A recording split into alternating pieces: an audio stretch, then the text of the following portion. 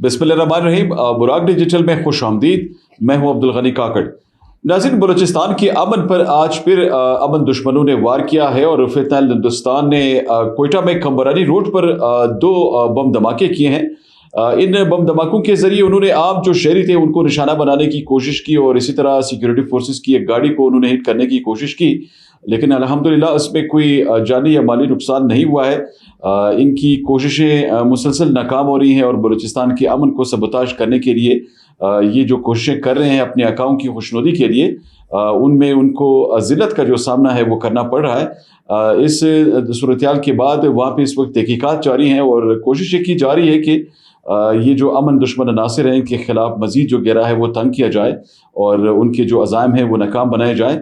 आज के पॉडकास्ट में नाज़रीन हम गुफ्तगू करेंगे बलूचिस्तान में फिलहाल हिंदुस्तान के उन अज़ाइम के हवाले से जो बलूचिस्तान में जिस तरह वो सामने ला रहे हैं हमारी यूथ को निशाना बनाने के लिए, फिर इसी तरह बलूचिस्तान के अमन को सबताश करने के लिए एक तरफ तो वो ग्राउंड पर हमलावर हैं और दूसरी तरफ वो प्रोपेगेंडों का जो है सहारा ले रहे हैं। इसका बुनियादी मकसद क्या है और किस तरह एक तरफ उनको नाकामी का सामना करना पड़ रहा है और दूसरी तरफ अपनी उस नाकामी का मेरे ख्याल में ये उसका एक मुतबादिल उन्होंने ये ढूंढ निकाला है कि अब वो प्रोपेगेंडे भी कर रहे हैं और जो हक़ाइक़ है वो मसक किए जा रहे हैं।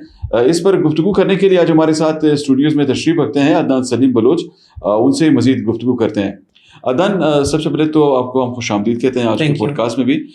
ये बताइएगा कि ये जो सूरत-ए-हाल सामने आ रही है, ये मुख्तलिफ जो इनके प्रोपेगेंडा अकाउंट्स हैं बलूचिस्तान में, ये जिस तरह दावे कर रहे हैं, कल भी इन्होंने दावे किए कि मुख्तलिफ इलाकों में इन्होंने हमले किए हैं, लेकिन जब हमने देखा कि वहाँ पे सिक्योरिटी जो काम उन्होंने तस्दीक की कि ऐसा कोई हमला नहीं हुआ है, ये सिर्फ प्रोपेगेंडों के हद तक उनके जो दावे हैं वो सामने आए हैं। तो आज फिर उन्होंने भी कोई ऐसी सूरत-ए-हाल डेवलप की और कोशिश की कि वो अमन की जो सूरत-ए-हाल है उसमें वो खलल डाल सकें, लेकिन उनकी वो कोशिश नाकाम भी है। तो ये जो प्रोपेगेंडा कैंपेन है, इनकी जो रा स्पॉन्सर्ड जो प्रोपेगेंडा ब्रिगेड है, ये किस तरह इसे एक अजीमत को जो सामना है वो करना पड़ रहा है? देखिए, फितनतुल हिंदुस्तान के दहशतगर्द मुकम्मल तौर पर ख़त्म हो चुके हैं, बलूचिस्तान में फ़ना हो चुके हैं, तबाह बर्बाद हो चुके हैं।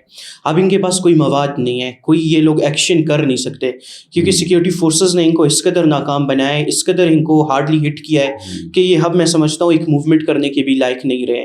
इसीलिए ये सोशल मीडिया पर प्रोपेगेंडा करते हैं। ये सोशल मीडिया पर सिक्योरिटी फोर्सेस के ख़िलाफ़ तो हमेशा से प्रोपेगेंडा करते थे, लेकिन ये अब पाकिस्तान की बेटियों को टारगेट कर रहे हैं। ये सिर्फ मेरी एक 13 साल की निहत्ती और गैर मुसल्लह बहन से खौफजदा हो चुके हैं। मुझे आज अल्लाह पाक के फजल करम से अपनी बहन पर फ़ख्र है, मुझे मरवा पर फ़ख्र है। वो सिर्फ 13 साल की एक मासूम निहत्ती पाकिस्तान की बेटी है, वो सरजमीन बलूचिस्तान की बेटी है। वो पाकिस्तान का मुकदमा यहाँ आकर बहादुरी के साथ लड़ती है, लेकिन सिर्फ एक 13 साल की निहत्ती लड़की से फितनतुल हिंदुस्तान की पूरी दुनिया में बसने वाले दहशतगर्द परेशान है। उससे BMP के गद्दार सियासतदान परेशान है, उससे फितनतुल हिंदुस्तान के प्रोपेगेंडा सेल्स मुनज़्ज़म तौर पर परेशान हो चुके हैं। आप में इतनी गैरत नहीं है, आप में इतना मैं समझता हूँ दिल गुर्दा नहीं है, आप में इतनी हजमत नहीं है कि आप अपने असल चेहरे के साथ आए, असल आवाज़ के साथ आकर हमें काउंटर करें, हमारी मुखालफत करें। वो तो एक 13 साल की मासूम एक पाकिस्तान की बेटी है, वो अपने असल पहचान के साथ, अपनी असल आवाज़ के साथ, अपनी असल आइडेंटिटी के साथ आकर यहाँ अपनी कौम का मुकदमा लड़की है और आप उससे परेशान हैं। मैं फ़ख्र करता हूँ अपनी पाकिस्तान की उन तमाम बहनों पे, अपने उन तमाम भाइयों पे जो आज एक पाकिस्तान में बयानिए की जंग लड़ रहे हैं। दूसरी तरफ हम देखते हैं कि दीपक नेगी हिंदुस्तान में बैठकर पाकिस्तान की बेटियों के खिलाफ प्रोपेगेंडा कर रहा होता है। मैं दीपक नेगी को कहना चाहता हूँ कि मेरी बहन के पीछे पूरा पाकिस्तान खड़ा है, पूरा पाकिस्तान उसका कबीला है, बलूचिस्तान उसका किला है। तुम अपना बताओ कि तुम कौन हो। तुम एक नाम निहाद झूठे और फेक एक गुमनाम अकाउंट हो, ये तुम्हारी औकात है। तुम में इतनी हिम्मत नहीं है, तुम में इतनी गैरत नहीं है, तुम अपने वालिद से ही नहीं हो कि तुम अपने असल चेहरे के साथ आकर यहाँ हमारी मुखालफत करो। तुम आकर पाकिस्तान की उन बेटियों को रोकने की कोशिश करोगे जो कि बड़ी बहादुरी के साथ आकर यहाँ बैठी है। जिस तरह बता रहे हैं इसके बारे में, तो ये जो ये तारुफ तो कराता है, इसने अपना जो सोशल प्रेजेंस है उसमें तो ये बताता है कि ये जर्नलिस्ट है और इसका ताल्लुक नोशकी से है। देखिए, ये सिर्फ बढ़के मार रहा होता है, इसका न नोशकी से ताल्लुक है ना पाकिस्तान से ताल्लुक है। ये दीपक नेगी हिंदुस्तान का एक फ्रॉडिया है, एक झूठा है, एक ये किस्सा है, ये कहानी है, ये कहानियों की दुनिया में रहता है। ये पाकिस्तान की बेटियों के खिलाफ कहानियां गढ़ता है, इसके अलावा इसके पास कुछ भी नहीं होता। ये एक मफरूर भगोड़ा है जो वहाँ बैठा हुआ है, जिसमें गैरत नहीं है कि वो सिर्फ 5 सेकेंड्स की एक वीडियो बलूचिस्तान की सरजमीन पर खड़े होकर बनाए कि हाँ मैं बलूचिस्तान से हूँ, बलूचिस्तान से मेरा ताल्लुक है, मैं नोशकी की सरजमीन पर खड़ा हूँ। लेकिन ہماری بہنیں اور ہم تو بلوچستان میں بیٹھے ہوئے ہیں, ہم پاکستان میں بیٹھے ہوئے ہیں, پاکستان کی سرزمین پر بیٹھ کر ہم پاکستان کو ریپرزینٹ کر رہے ہیں. اچھا, یہ جو انسانی حقوق کے نمبردار ہیں, یہ جو دعوے کرتے ہیں نا کہ ہم بڑے آواز بلند کر رہے ہیں پاکستان میں انسانی حقوق کے حوالے سے, تو یا ان کو یہ کیا یہ حقائق دکھائی نہیں دے رہے ہیں, یا یہ جان بوجھ کے اس پہ خاموش ہیں کہ بلوچستان میں یہ جو دہشت گرد تنظیمیں ہیں یا ان کی جو سہولت کار ہیں, تو یہاں پہ ہماری جو خواتین ہیں اور ہمارے جو عام لوگ ہیں جو باعزت شہری ہیں, ان کے خلاف یہ جس طرح پروپیگنڈا کر رہے ہوتے ہیں, اور جب بھی ان کے خلاف کوئی باتیں ہوتی ہیں زمینی حقائق کے مطابق, حقائق جب بیان کیے جاتے ہیں, تو ان کو تکلیف کیوں پہنچ رہی ہے؟ دیکھیے, بلوچستان میں انسانی حقوق کے بڑے چیمپئنس کون بنتے ہیں؟ یہی مارنگ لانگو بنتی ہے, سمیدین بنتی ہے. ایک تو اسلام آباد میں بیٹھی ہوئی ایمان مزاری بلوچستان کے بیانیے پر مسلط رہتی ہے, لیکن بلوچستان کے نوجوان کو پتہ ہے کہ یہ لوگ انسانی حقوق کے نام پر چند سیاہ دبے ہیں. انسانی حقوق سے ان کا دور دور تک کوئی لینا دینا نہیں ہے.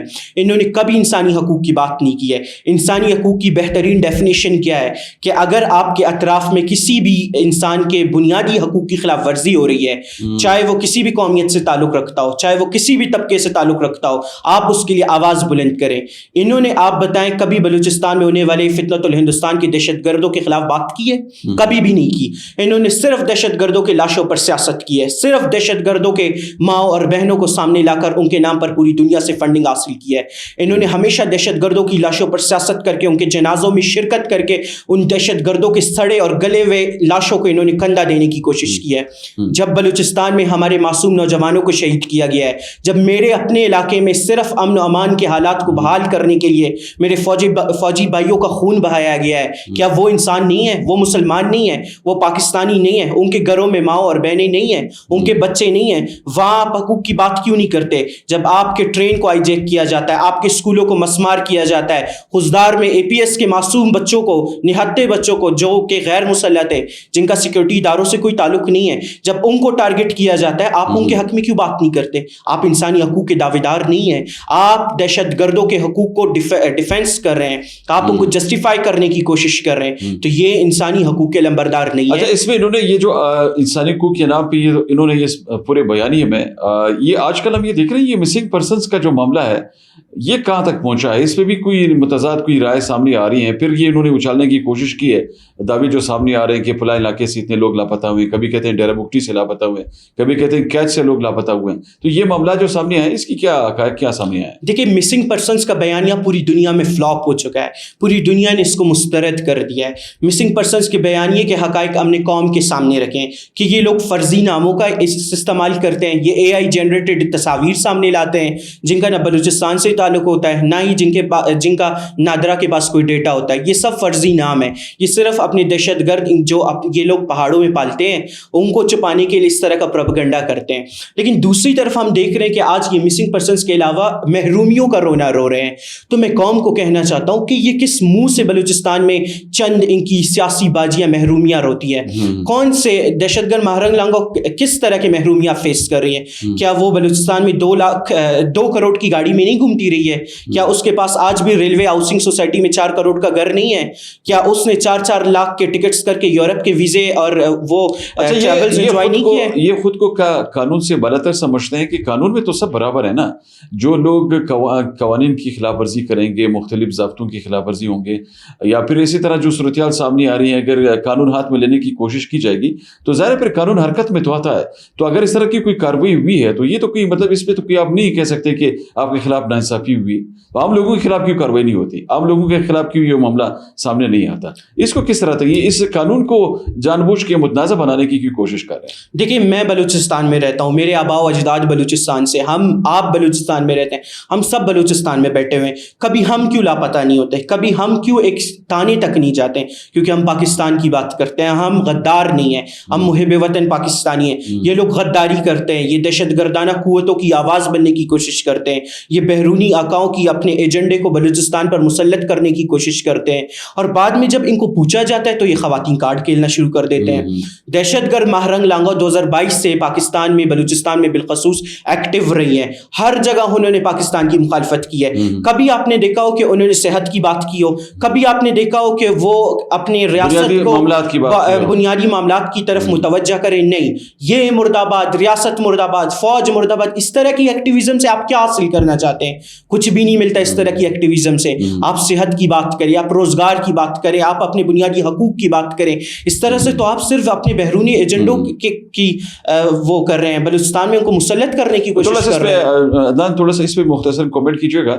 یہ ڈیتھ اسکواڈ کے حوالے سے انہوں نے جو ٹرینڈ بنا رکھا ہے, یہ جو ایک ٹرم انہوں نے یوز کروائی ہے اور شروع کر رکھا ہے, ان لوگوں کو یہ ڈیتھ اسکواڈ قرار دے رہے ہیں جو اپنے ڈیفنس کے لیے کچھ کرتے ہیں.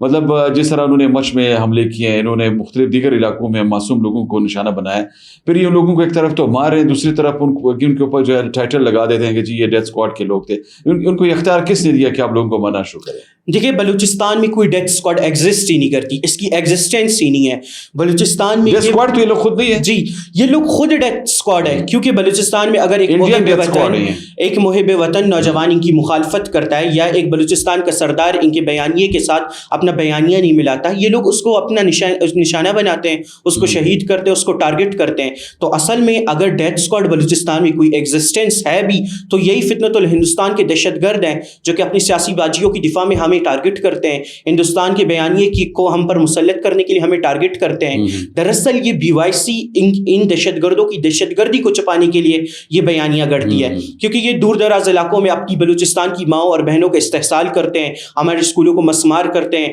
ہم پر عملہ آور ہوتے ہیں, بعد میں اس کی رسپانسبلٹی یہ ریاست پر ڈالتے ہیں یا ڈیتھ اسکواڈز پر ڈالتے ہیں. بلوچستان میں کسی بھی قسم کی ڈیتھ اسکواڈ کی ایگزسٹنس نہیں ہے, یہ خود انڈین ڈیتھ اسکواڈز ہیں. یہ بلوچستان کے ترقی کے مخالف ہے, یہ بلوچستان کے امن کے مخالف ہے, یہ بلوچستان کی خوشحالی کے مخالف ہے. بہت شکریہ عدنان.